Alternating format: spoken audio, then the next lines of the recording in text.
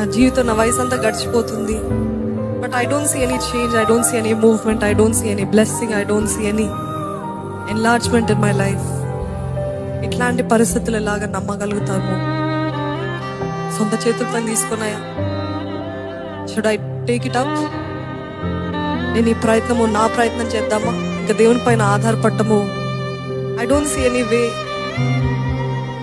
ఇది నా సొంత ప్రయత్నాలు, సొంత శక్తి, సొంత తలాంతులు, సొంత వివేకము వాడి నేను ముందుకు వెళ్దామనే ఈ టెంప్టేషన్ వస్తుంటుందండి చాలాసార్లు.